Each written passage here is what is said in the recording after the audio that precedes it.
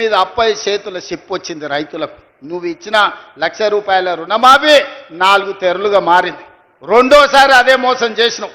నువ్వు 2 సార్లు కలిపి 10 ఏళ్లల్లో నువ్వు ఇచ్చింది లెక్క కడితే మిత్తివోను 16,000 కోట్ల రూపాయలు ఇస్తే మొదటి సంవత్సరంలోనే 21,000 కోట్ల రూపాయలు రైతుల ఖాతా వేసి రైతుల రుణం తీరడమే కాదు, రైతుల రుణం మేము తీర్చుకున్నాం. రైతులు బ్యాంకుకు రుణం తీర్చుకుంటే కాంగ్రెస్ పార్టీ ప్రజా పాలన రైతులు ఆశీర్వదించినందుకు వాళ్ళ రుణం మేము తీర్చుకున్నాం. నిన్నగాక మొన్న లెక్కగట్టి 9 రోజుల్లో రైతు భరోసా పథకం కింద 9,000 కోట్ల రూపాయలు ఎతికి మరి ప్రతి ఒక్కరి ఖాతాలో 9 రోజుల్లో 9,000 కోట్ల రూపాయలు ఈరోజు రైతు భరోసా పథకం కింద రైతులకు ఇచ్చింది మేము కాదా? ఇవాళ పామాయిల్ వేస్తే ప్రోత్సహించింది మేము కాదా? ఇవాళ రైతులను ఆదుకుంటున్న ప్రభుత్వం మాది కాదా? ఇవాళ ఏ రైతు కష్టాలలో ఉన్నా ఆ రైతులను ఆదుకునే ప్రయత్నం మా ప్రభుత్వం చేస్తలేదా? ఇవాళ మూలన తండాలలో, గూడాలలో, మారుమూల పల్లెల్లో ఉన్న రైతుల సమస్యలు పరిష్కరించడానికి నిరంతరం మా ఎమ్మెల్యేలు, మా మంత్రులు, మా ప్రభుత్వ యంత్రాంగం ఈరోజు ప్రజలకి వెళ్ళి రైతులను ఆదుకునే ప్రయత్నం చేస్తున్నాం. చంద్రశేఖరరావు ఫామ్ హౌస్లో పండుకొని నువ్వు పండించిన ఒడ్లు 4,200కు కావేరీ సీడ్స్కి అమ్ముకోవడం కాదు, ఇవాళ 500 రూపాయల బోనస్ ఇచ్చి రైతులు పేదలు పండించిన ఒడ్లు నేను కొంటున్నా, కావాలంటే కల్లాలకు రా. మా అక్కలు నిర్వహిస్తున్న ఐకేపీ కేంద్రాలకు 8,000 ఐకేపీ కేంద్రాలు ఇవాళ మా ఆడబిడ్డలు, మా అక్కలు పెట్టి రైతులు పండించిన పంటలు ఈరోజు మేము కొనుగోలు చేస్తున్నాం.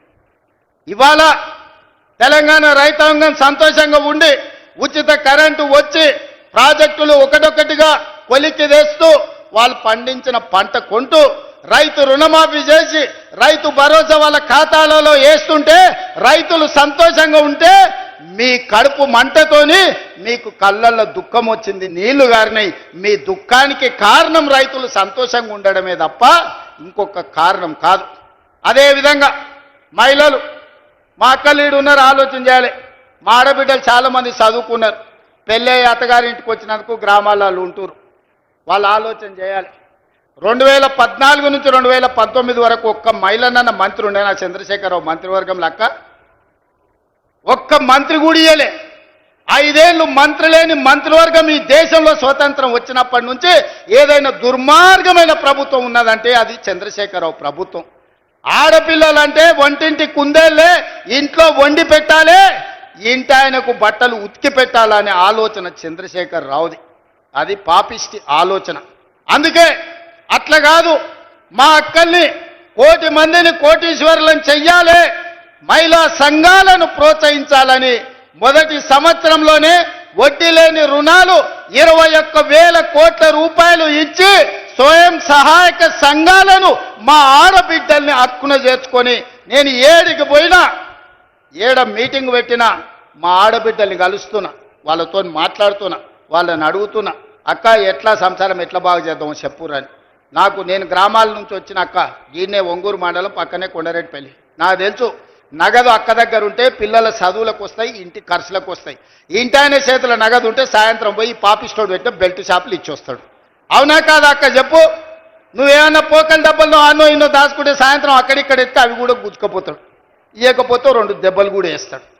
ఆయన తెచ్చిన బెల్ట్ షాపులు అట్లుంటే నేను మా అక్కల చేతుల పెత్తనం పెట్టి పాఠశాలల పిల్లలకు బట్టలు కుట్టించేది కాంట్రాక్టర్లకు ఇచ్చి ఆయన కమిషన్లు కొట్టేస్తుంటే మా అక్కలకిచ్చి 1,30,00,000 జతల బట్టలు బడిపోయే పిల్లలకు కుట్టించి 75 రూపాయలు కుట్టుగూళ్ళు ఇచ్చి ఆ మిషన్లు మా అక్కల చేతికి ఇచ్చిన. అమ్మ ఆదర్శ పాఠశాల పేరు మీద పాఠశాలల నిర్వహణ మా అక్కల చేతిలో పెట్టిన. ఎందుకంటే మా గ్రామాలలో ఉండే పేదోళ్ళ ఆడబిడ్డలే సర్కారు బడికి పోతున్నారు.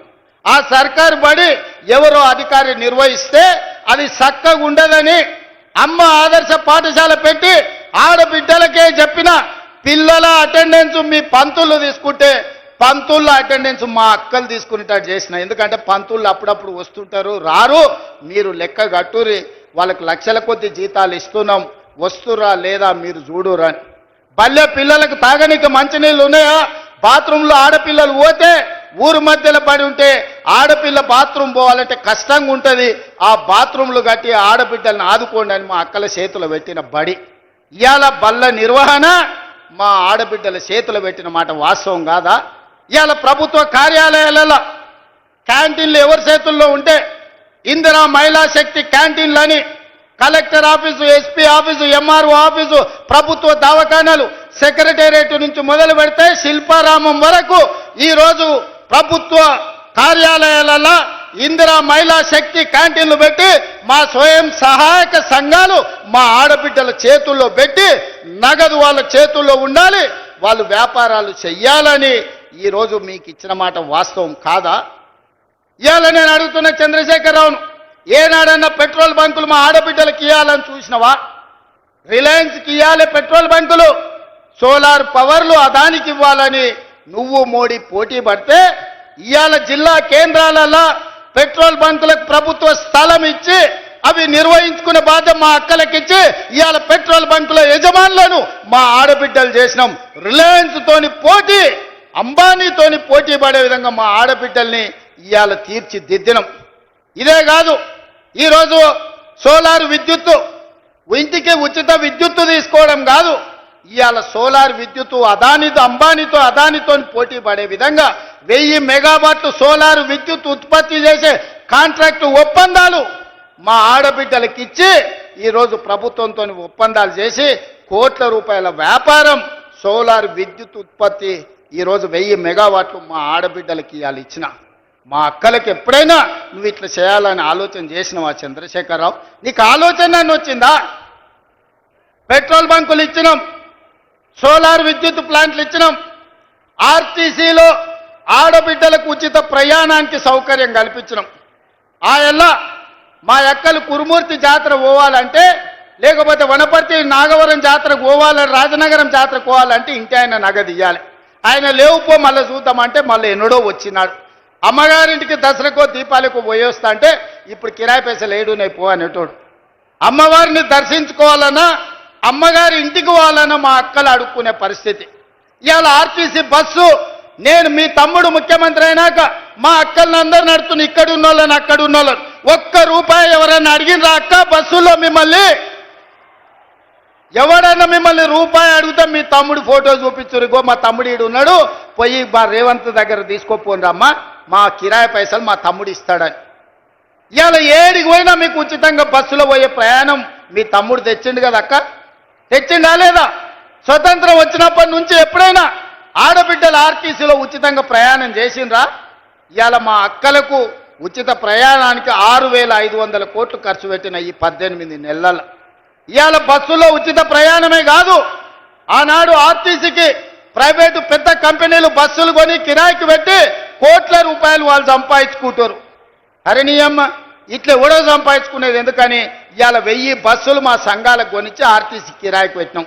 మా అక్కలందరూ ఇవాళ 1000 బస్సులకు యజమానులైనరు.